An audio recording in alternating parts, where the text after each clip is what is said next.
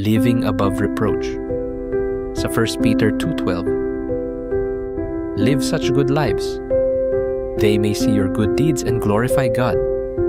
Alam mo ba na ang bawat galaw mo bilang Christian ay may impact sa mga nakakakilala sa iyo?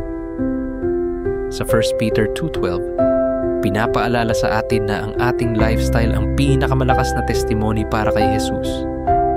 Hindi lang ito tungkol sa pagsasalita ng gospel, kundi sa pagiging living example nito.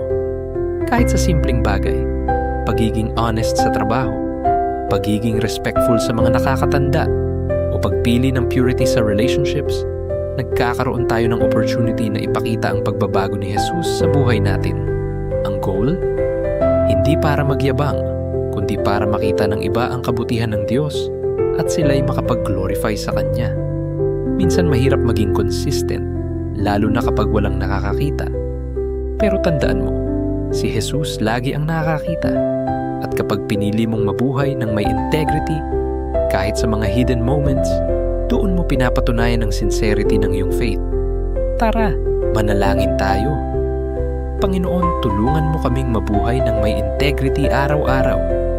Gawin mo kaming living testimony ng iyong pag-ibig at katotohanan.